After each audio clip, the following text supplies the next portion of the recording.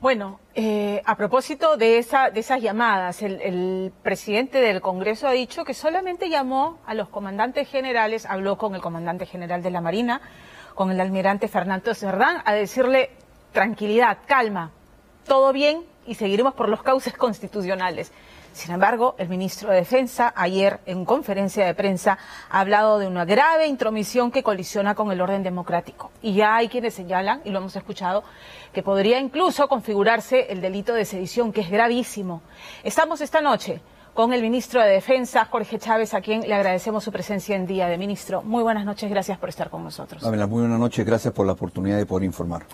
Creo que es importante entrar en el detalle de cómo ocurrieron estas conversaciones, porque la nota de IDL Reporteros, que es la que primero alerta sobre estas llamadas, señala que hubo con insistencia el deseo del edecán, del presidente del Congreso, de comunicarse con el comandante general de las Fuerzas Armadas, con el general Astudillo.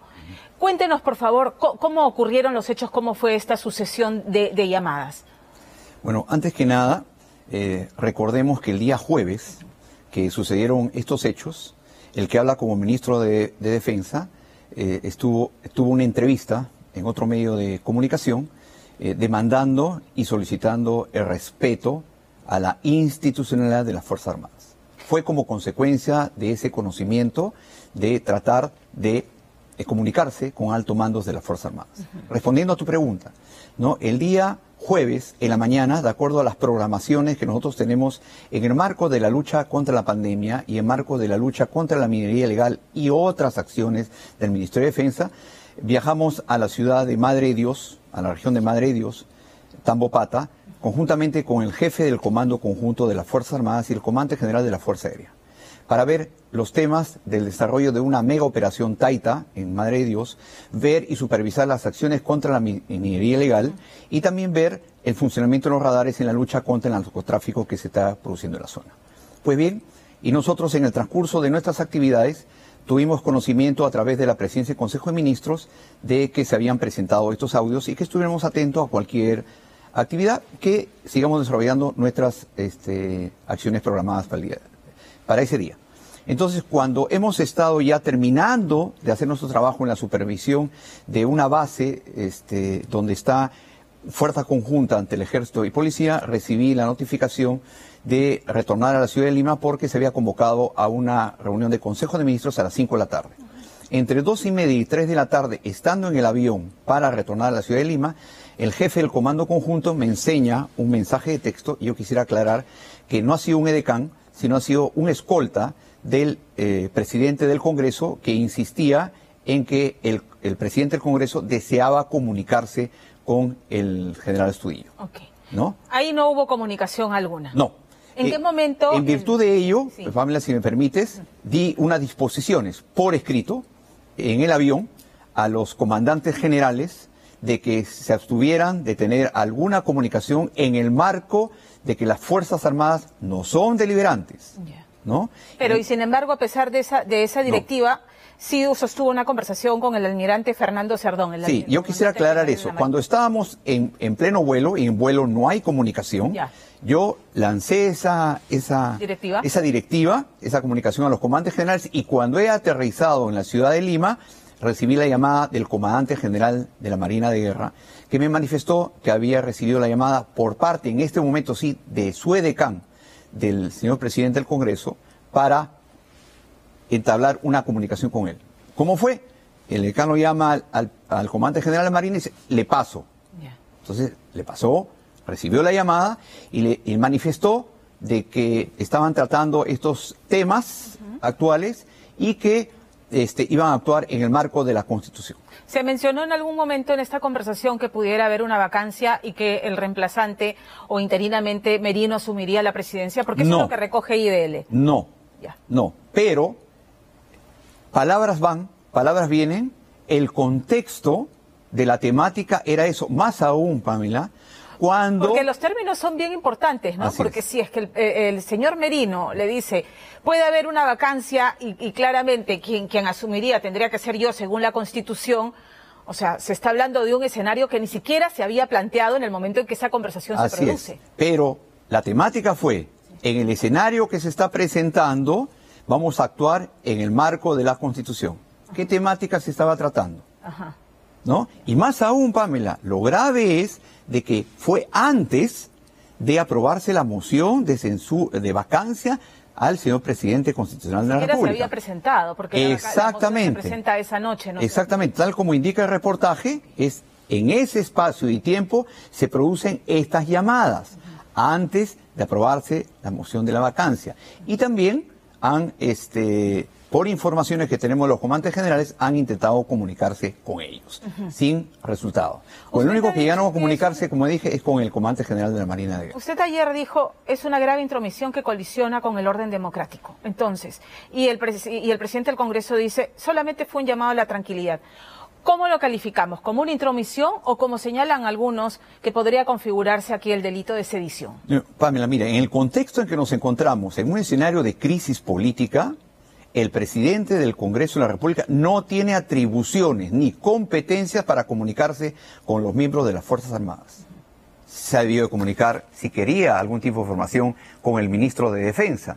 Vuelvo a recordar de que las Fuerzas Armadas no son deliberantes.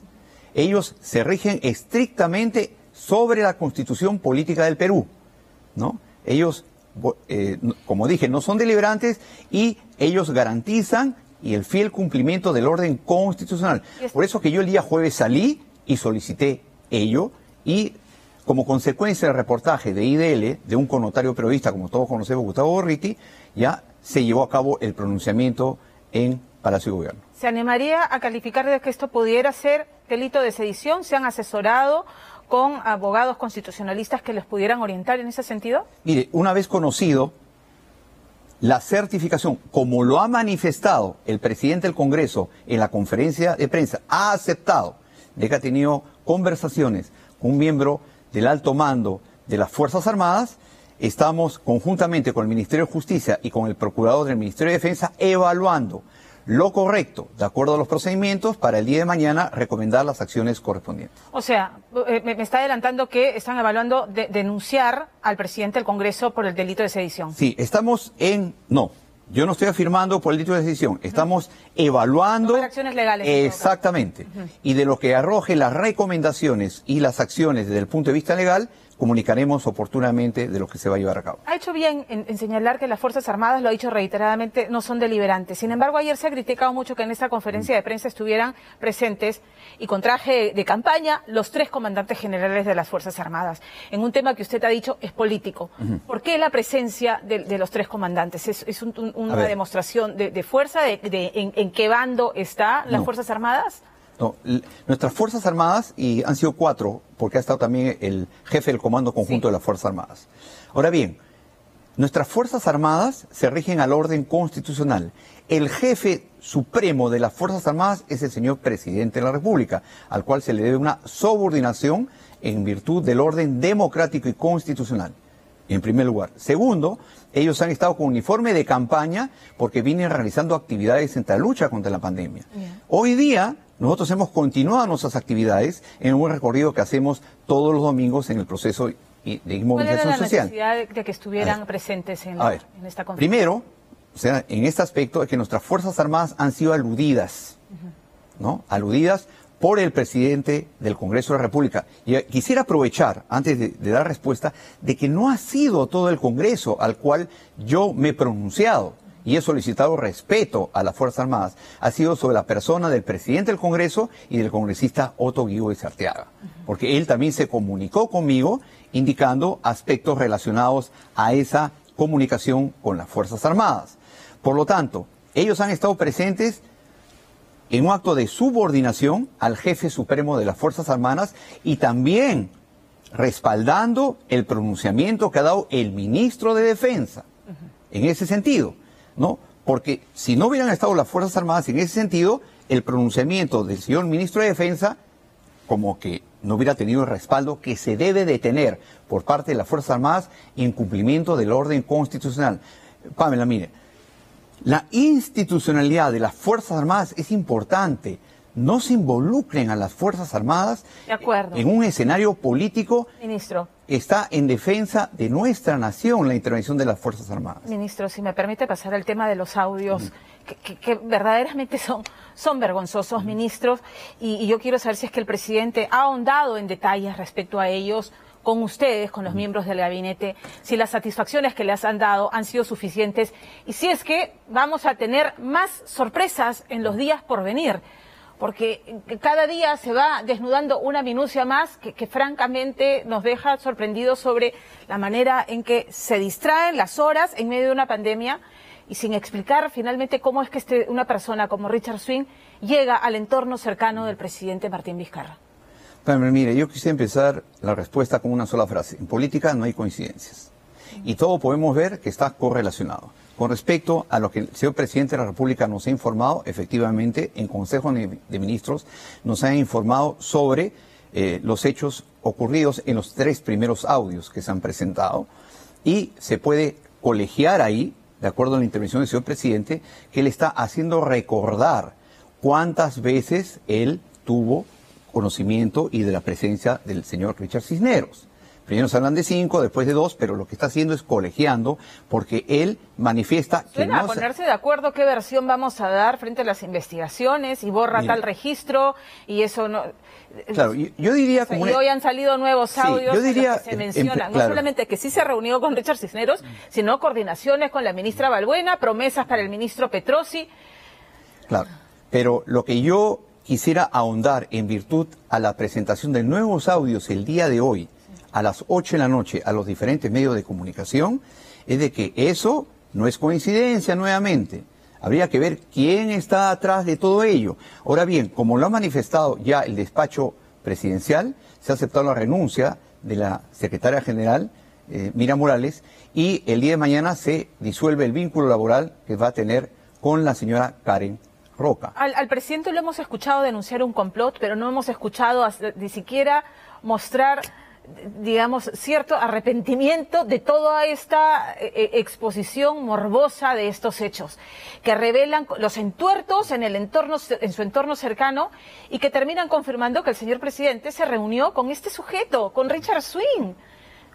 Este personaje además de dudosa catadura profesional que terminó siendo contratado mientras que los ministros en el Ministerio de Cultura salían como si estuvieran en la silla voladora, ministro. Bueno, a ver, Pamela, el primero en decir y manifestar de que estos hechos sean materia de investigación por los órganos competentes ha sido el señor presidente de la República. ¿Sus explicaciones lo han dejado satisfecho? Sí, 2 veces ha intervenido el órgano competente, el Ministerio Público y la Fiscalía, que han intervenido recabando todas las informaciones correspondientes. Vienen solicitando actualmente todo tipo de informaciones. Asimismo, han intervenido de las partes implicadas en estos hechos en sus viviendas haciendo el allanamiento correspondiente. Es lo que toca. La justicia tiene que hacer su trabajo. Pero de ahí, Pamela, a que estos hechos justifiquen la vacancia presidencial, ya hablamos de cosas mayores. Entonces, a eso es lo que quiero ver. Nadie está deslindando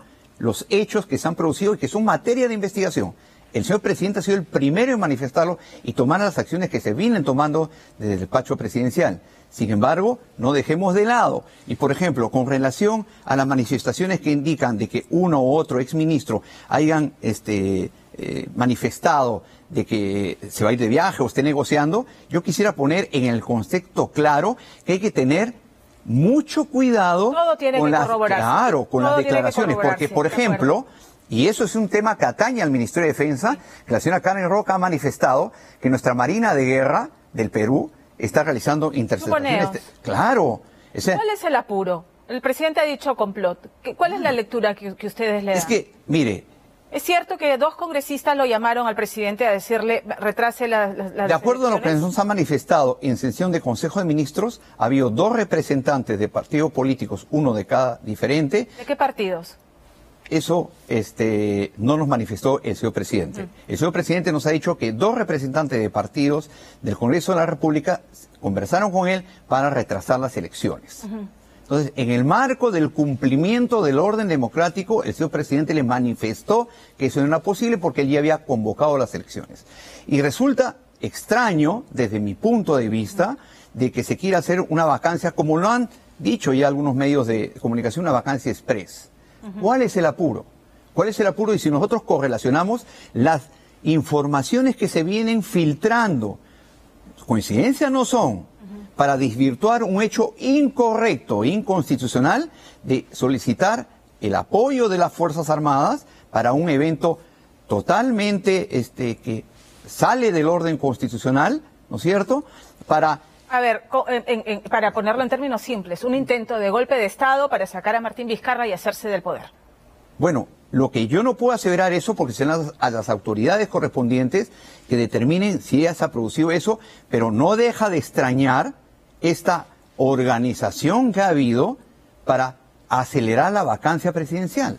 Entonces, a los hechos me remito, ¿no es cierto?, lo que viene sucediendo. Ahora bien, me preguntaron sobre los contextos, ¿no? Sí. Un primer contexto que ha sido llevado a cabo con la mayoría de los participantes del Honorable Congreso de la República, y ahora hay otro contexto en que se evidencia acciones correspondientes para acelerar la vacancia del presidente, en algunos casos rompiendo el orden constitucional, con intervención de las Fuerzas Armadas. Entonces, lo que nosotros hemos hecho, y yo como ministro de Defensa en este pronunciamiento, no ha sido a todo el Congreso, ha sido sobre la persona del presidente del Congreso y del señor congresista Otto Guibovich, y no del Congreso de la República, a los cuales... ¿Las acciones legales que usted ha anunciado también van a comprender al congresista Guibovich? Claro, Popular, a los dos. De los que estén involucrados en cada una de estas actividades. Eso, como vuelvo a repetir, lo está evaluando nuestro procurador del Ministerio de Defensa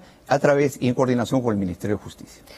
Bien, ministro, le agradezco mucho haber estado esta noche con nosotros. ¿Coincidirá en que las investigaciones del presidente de la República tiene que responder a ellas ante el Poder Judicial cuando culmine su mandato?